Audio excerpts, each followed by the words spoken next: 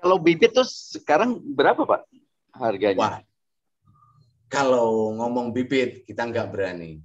Yang jelas intinya PMPPI itu tidak dagang bibit, tapi membeli hasil panen dan mengedukasi para petani. Bukan, Tapi maksudnya kalau diminta kita pengen mulai melakukan usaha budidaya, kira-kira harus beli bibit itu berapa nih harganya gitu?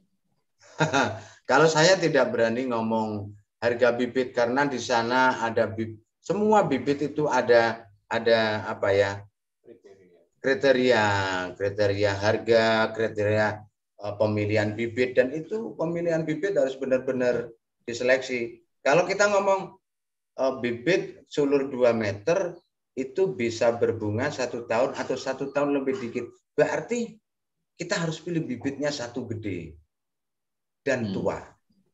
Gede pun kalau kita ambil yang pucuk, wah itu bisa 2 tahun juga.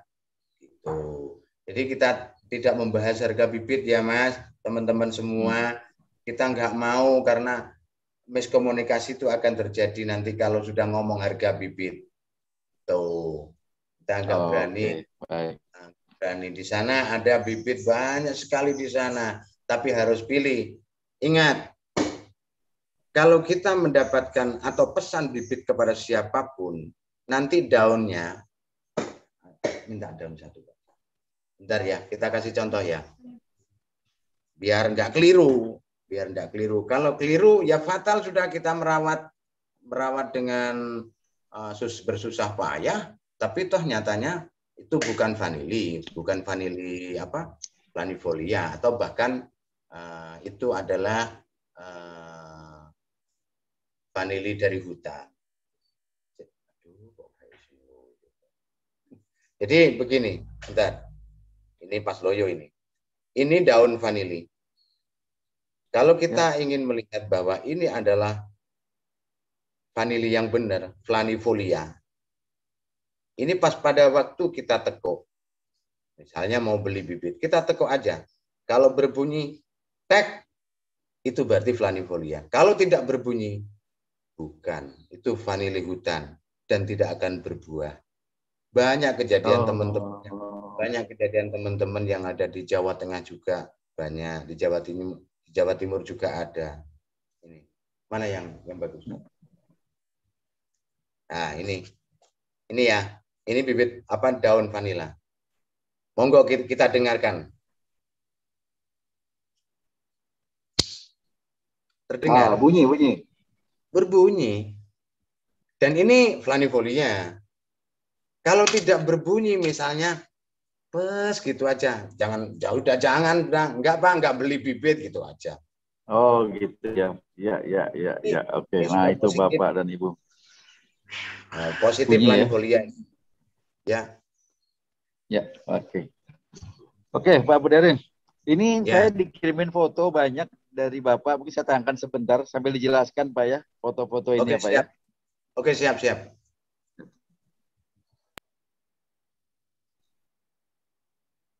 Nah ini apa nih Pak? Itu kita tanam vanili ya. Dibesarin.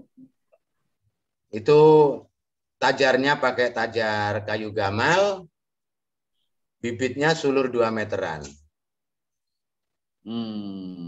Jadi itu kita tanam pada waktu kemarin itu sama dinas, sama wakil bupati juga, sama teman-teman HKTI Jawa Timur, itu Musbika juga, perangkat kecamatan juga. Mungkin. Udah berapa lama Pak? 2 bulan tanam ini? Ini masih umur berapa hari kita tanam? Hari apa itu? Hari Minggu kita tanam. Minggu kemarin? Iya, hari Minggu kemarin. Oke. Tanggal 28. Iya. Tanggal 28 ya. Ibu yang dari Jember, dari SMK 5, insya Allah ikut lihat. Oh, beliau tadi Ibu. Alhamdulillah kemarin sempat. Ya, baik. Coba lanjut fotonya.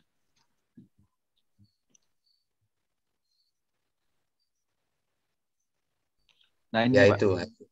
Itu hasil kemarin itu yang tanggal 28. Oke. Ini awal sekali ya Pak ya. Seperti Ya, ini jadi bentuknya ya. Jadi begini, itu kita lihat tanaman itu kan belum ada tunasnya untuk tajarnya.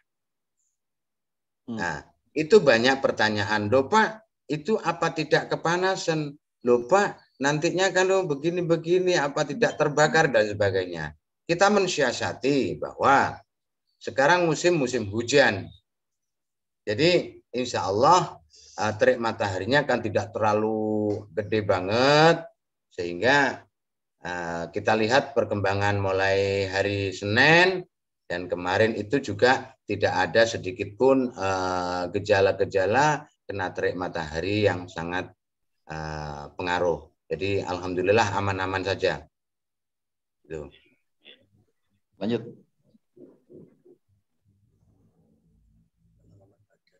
Nah, ini umur 9 bulan ini. Wah, ini udah keren ya. Ya, umur 9 bulan. Tinggi berapa nih Pak kira-kira Pak? 9 bulan ya. Kalau itu tunas sulurnya itu sudah ada yang 2, ada yang 3, lebih dari 2 meter yang sudah kita belajar stressing kemarin. Oke, baik. Insya Allah kita buatkan pada bulan 4, bulan 5. Ini kalau yang ini masih umur 8 bulan. Ini sama. Ya, umur 8 bulan itu. Ya. Lanjut. 20 November. Ya, proses clearing lahan itu. Oh, ini clearing lahan. Karena kemarin tuh banyak apa itu tunggak-tunggaknya bambu. Kalau orang Jawa bilang itu berungkinya bambu. Jadi kita itu harus digali dong Pak ya? Ya, kita ratakan gitu aja, kita gali. Ya, kita ketek-ketek dan sangat bermanfaat sekali karena akarnya dari bambu itu kan PGPR-nya bagus. Trichoderma lah di sana secara alami. Insya Allah tingkat kemungkinan jamur tidak ada. Ya, bagus itu. Kita ada satu video ya Pak ya? Saya tayangkan sekalian. Ya. Suaranya deh.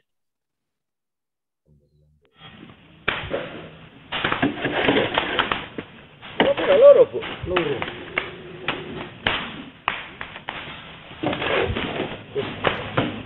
Ini proses apa nih, Pak? Nah, ini itu proses apa nih, Pak?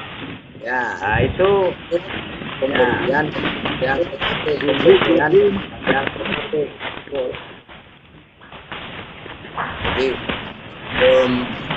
kita kasih P.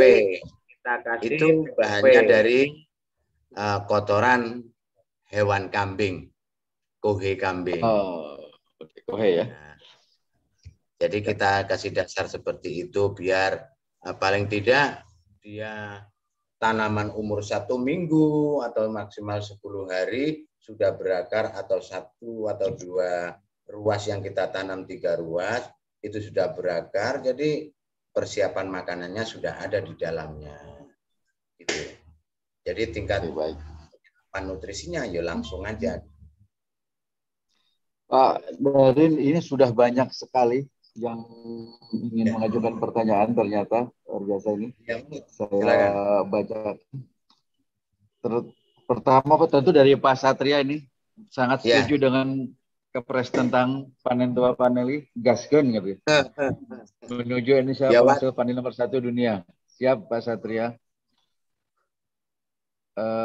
Kemudian ini Pak dari Ibu Siti ya tadi, lahan yang cocok untuk tanaman vanila yang bagaimana? 1. Yang kedua, vanila yang bisa dikatakan kualitas 1 vanila yang dipanen paling tepat di usia berapa? Oke. Nah, itu dulu satu-satu aja Pak. Oke, dari Bu Siti untuk terkait dengan lahan yang cocok gitu ya untuk ditanami vanili ya. Nggih, Pak. Iya. Begini, kalau dari apa yang sudah kita lakukan, 1, mulai dari MDPL rendah sampai NDPL tinggi itu monggo, insya Allah kita sudah punya SOP-nya. Dan itu kita berusaha semaksimal mungkin yang MDPL rendah itu nanti vanilla kontennya, VC-nya itu bisa hampir sama dengan yang ada di atas gunung. Karena makanan-makanan yang perlu nutrisi yang kita berikan kepada tanaman tersebut. Begitu. Jadi cuma jangan sampai kita berbudidaya vanili itu di lahan yang becer kalau orang Jawa bilang. Jangan sampai di lahan tergenang air. Jangan. Okay. Iya, hanya itu ajalah faktornya. Karena butuh kelembapan, dan kelembapan secara alami itu yang pakai rumput. Oh, rumputnya terlalu tebal, baru kita siangin. Oh, masih belum, nggak apa-apa. Musim kemarau tebal, memang harus kita bikin. Itu aja. Kadang-kadang orang bilang, itu gimana sih rumputnya kok sampai tinggi banget tidak disiangin? Dan musim kemarau kita siangin, ngapain? Itu menjaga kelembapan secara alami lah, secara alami. Nyatanya tidak berpengaruh kepada, yang penting di rongga-rongga tajar yang dekatnya tanaman vanili itu, kita juga tidak lupa memberikan antibiotik, berikan trichoderma, sehingga insya Allah tidak terjadi jamur-jamur yang kita tidak kehendaki begitu. Terus yang tadi, yang selanjutnya pemetikan vanila kualitas nomor 1. Maksudnya gimana? Vanila bisa dikatakan kualitas 1 itu yang panen paling tepat usia berapa gitu katanya. Oh gitu. Jadi ini pertanyaan menarik tapi bisa dijawab dengan guyonan. Artinya begini. Vanila yang nanti bakal jadi kualitas itu SOP pengeringan, SOP proses pengeringan itu tidak akan dibuat oleh siapapun karena semua rahasia perusahaan. Rahasia perusahaan. Jadi kalau ini kita wedar, semua jadi pengering nanti, semua jadi pengering.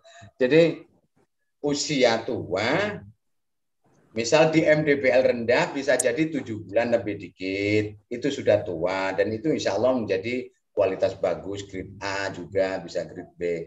Tapi kalau di MDPL tinggi biasanya lebih dari 8 bulan. Itu yang terpenting adalah bagaimana para petani itu bisa membuat minim itu 15 cm. Kalau petani itu bisa meminim membuat 15 cm, berapapun dalam satu tandan, mau 10, mau 20, mau 15 per tandan dapat 10, 20, 15 polong, itu nggak ada masalah. Tapi nutrisi harus diseimbangkan. Petani itu banyak, Pak, punyaan saya, kenapa? Padahal MDPL lumayan, MDPL 100 sekian. Pak, kenapa? Vanili saya itu kok kecil-kecil, pendek-pendek. Kita lihat, wah, ada 22, ada 30 polong, semua dikawinkan. Nutrisi tidak pernah dikasih. Kita tidak beda jauh dengan ibu sedang hamil. Ibu sedang hamil kalau tidak dikasih nutrisi yang baik, mana bisa nanti putranya akan pertumbuhan baik. Itu aja, sudah sederhana-sederhana aja. Ya itu. Jadi banyak para petani sudah punya, setelah polinasi selesai, mengawinkan selesai, dia hanya menunggu panen. Itu sebetulnya langkah yang kurang bagus. Sebetulnya kalau sudah perkawinan atau polinasi selesai, itu harus kasih makanan. Kebutuhan polong itu apa sih kebutuhan polong? Yang harus kita berikan kepada polong itu apa makanannya? Unsur P-nya, unsur K-nya, unsur boronnya. Itu harus kita kasih. Kalau kita kasih, wah, meskipun kita hidup di DPL rendah, pasti vanilla kontennya juga bagus. Dan yang proses juga tidak terlalu soro,